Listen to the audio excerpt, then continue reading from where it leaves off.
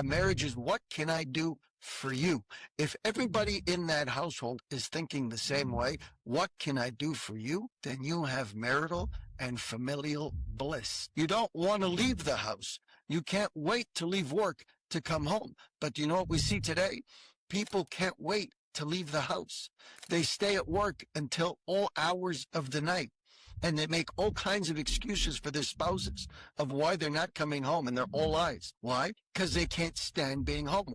They're not thinking, what can I put into the house? They're thinking, what can I take out of it? The trust factor is a ticket to a better life. The trust factor shows you how to get through the night.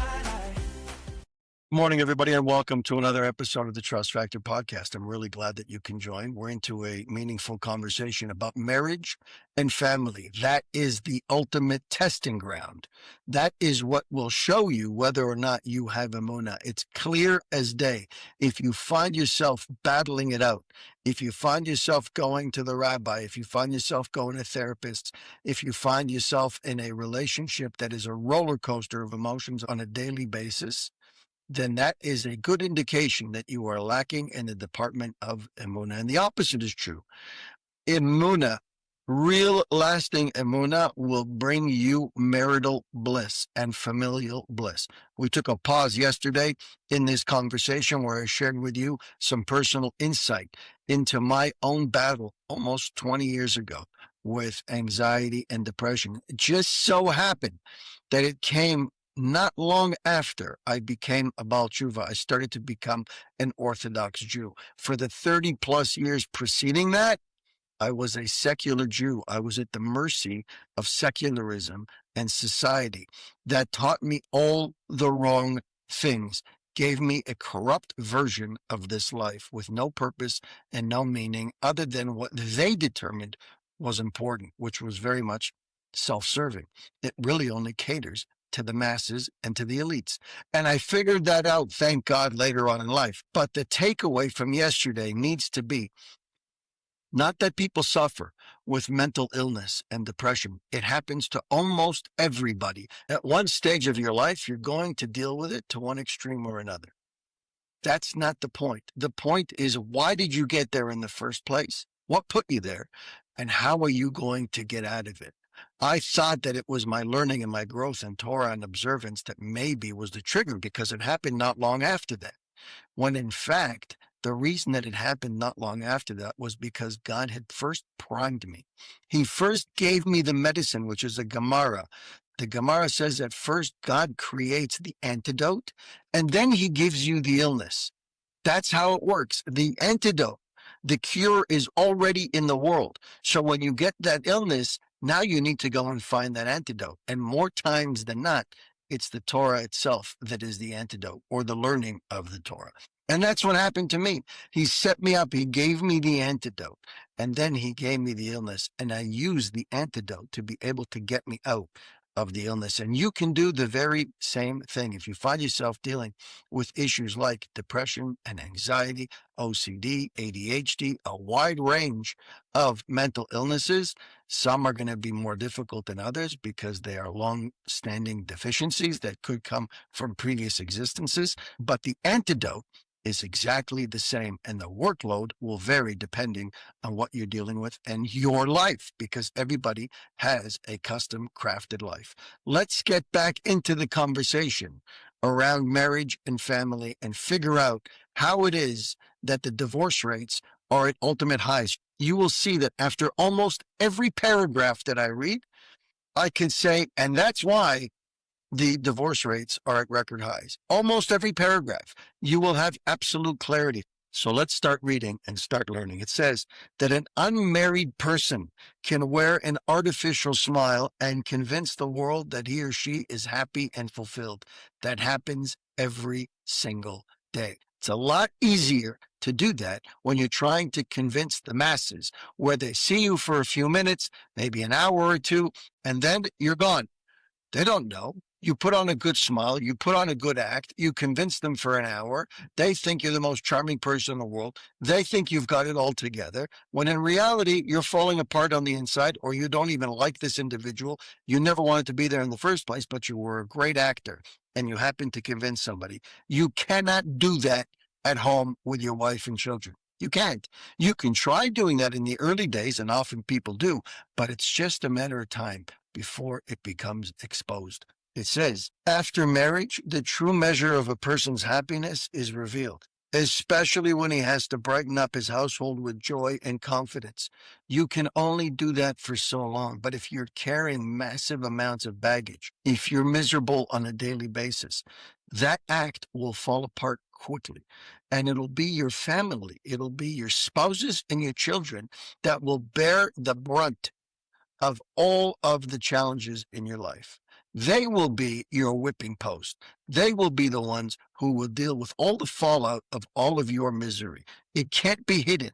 And that's why we see clearly that families are falling apart, because you can't pretend. You can't be a salesman in your house. You can do that in the office. You can do that when you're going door to door. You can do that on the phone. You can do that behind an email. You cannot do that at home.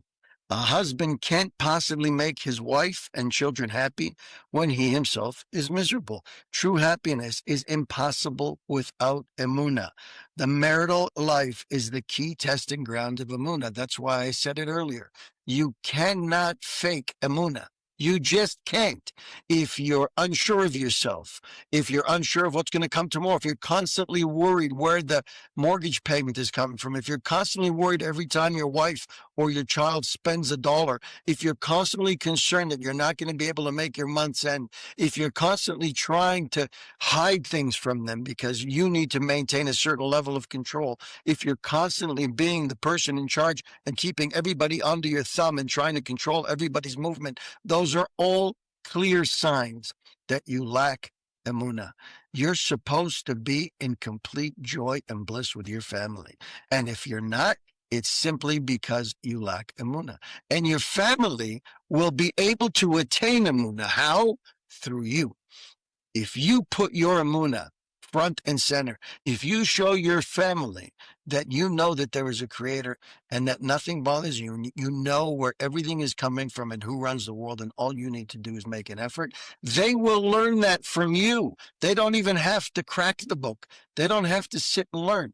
They will learn from you. That's how this relationship was established. It says that for God to create a relationship, to bring two people together, is more difficult than the splitting of the sea.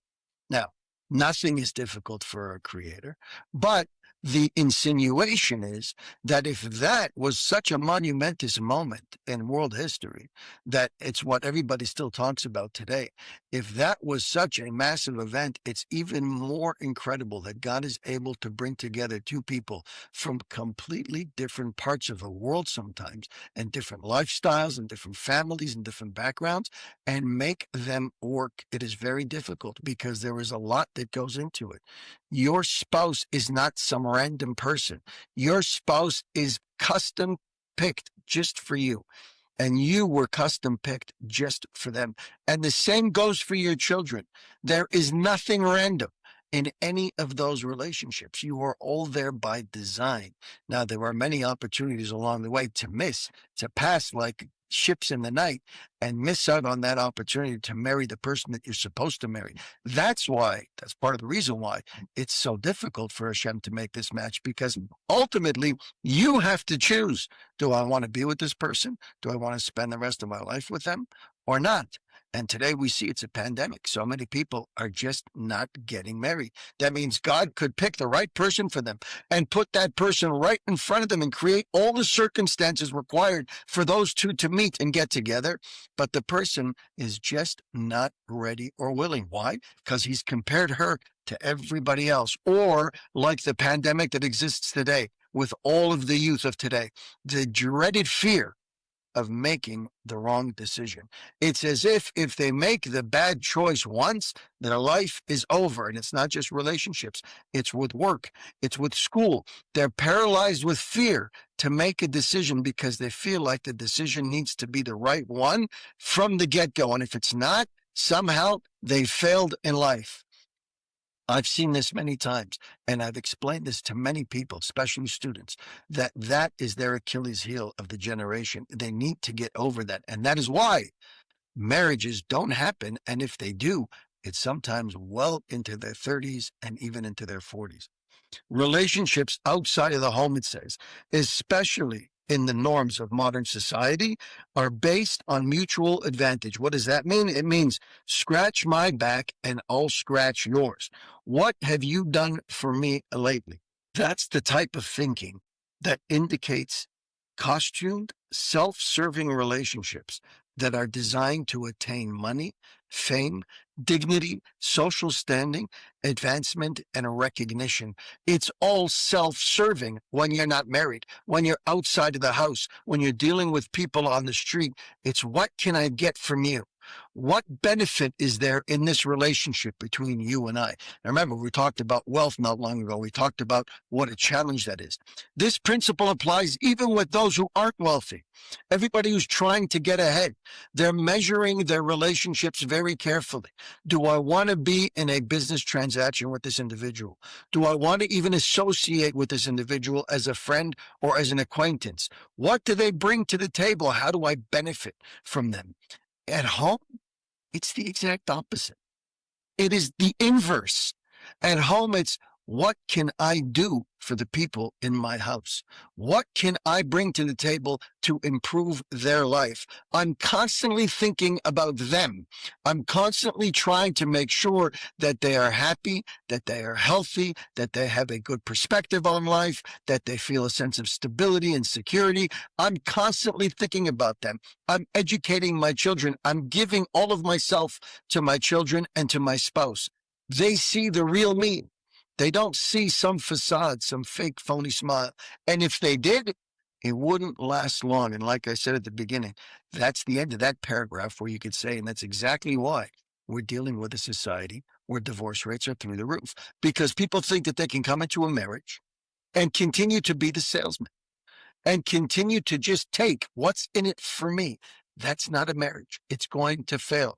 A marriage is what can I do for you? If everybody in that household is thinking the same way, what can I do for you? Then you have marital and familial bliss. Bliss. You don't want to leave the house. You can't wait to leave work to come home. But do you know what we see today? People can't wait to leave the house. They stay at work until all hours of the night. And they make all kinds of excuses for their spouses of why they're not coming home, and they're all lies. Why? Because they can't stand being home. Why? Because they're not getting from the house what they want. They're not thinking, what can I put into the house? They're thinking, what can I take out of it? It's the wrong approach. It's a toxic approach, and it's one that has broken many families and continues to do that very thing. Let's finish with this, my friends. A married couple with Emuna are happy with their lot in life. This concept of being happy with your lot in life doesn't just apply to dollars and cents. It doesn't just apply to physical assets. It applies to the individuals who are in your life. I said earlier on that this concept of making zivugs, of bringing together two people and having them start a life together, is so difficult because we have to make choices. But at the end of the day, God puts that right person in front of you. And that is part of your lot in life. If you're happy with the person that God gave you, then you're not looking at other people. You're not thinking, why didn't I get my neighbor's wife? Why didn't I marry that one? Why didn't I marry this one? This one would have been so much better suited for me. You're always looking at other people's relationships and thinking to yourself, why did I end up with this one? Terrible outlook, my friends. Absolutely terrible. You ended up with the person that you're supposed to be with, and you have to make that relationship work. It says that when Hashem created Eve, he first created Adam, and he saw that Adam was on his own, and it wasn't a good thing for him to be alone. It says, Lo tov yeh adam levado. It's not good that a person should be by himself. And because of that, he created Eve. But what does it say when he created her? It said, "E'eseh lo ezer kenegdo." I will make for him a helper who opposes him. Do you understand? Opposes him. How is a helper opposing you? a helper opposes you the same way your evil inclination is actually a good thing for you. A lot of people don't realize that. A lot of people run around thinking there's this fallacy that if I just got rid of my evil inclination and all my desires, I would live a good life. And it's not true. The opposite is true. It is precisely your evil inclination that challenges you on a daily basis that helps you to grow and become the better version of yourself. And that's what your spouse is there to do. They're there to challenge your ideas, to make you second guess, to make you reevaluate, reassess the situation and the choices that you're making so that you are absolutely sure that you are making good choices. That is the person who you're supposed to spend the rest of your life with, and you're supposed to appreciate the fact that they bring that to the table. People get upset. Why is she challenging me all the time? Why is she questioning me all the time? Why does she always push back on me? Why can't she just say yes? Obviously, everything is on a case-by-case basis, but generally speaking, a spouse's job, the wife's job, is to make you challenge yourself to become the best version of you. And that doesn't come by sipping tea and eating cookies. It comes by doing the hard work. It comes by doing the heavy lifting. It comes by asking the difficult questions. And sometimes we don't want to ask those questions because we don't want the answer. So you know who asks the question? Your spouse. Now you're either going to look at that and say, thank you for asking the question. Now it's time to reevaluate so that we can come out better and stronger. Or you're going to say, what's wrong with you? Why do you always challenge me? And you're going to get upset about it. One is going to lead to marital bliss and a life of success. And the other, God forbid, is going to end in ultimate divorce, just like the rest of the statistics. Choose wisely, my friends. Remember, that person in front of you was put there for a reason. It was very difficult to put that person in front of you. You succeeded. Make it work. And the way to make it work is to recognize that they are there to help you and that you are there to help them. Together, you can make this life the ultimate success for both of you and for your families. Have an amazing day. We continue tomorrow. Thank you for spending time with us on the Trust Factor podcast. If you've heard something today that moved you, save this episode and share it with someone who might need to hear it. Be sure to subscribe so you don't miss upcoming conversations that challenge, empower, and uplift. And if you're on social media, connect with us. Leave your thoughts. Drop a quote that resonated with you. Hashtag the Trust Factor podcast. Until next time, keep growing in your trust and keep living with purpose. I'm Jesse Revivo, and this has been the Trust Factor podcast. Thanks for listening.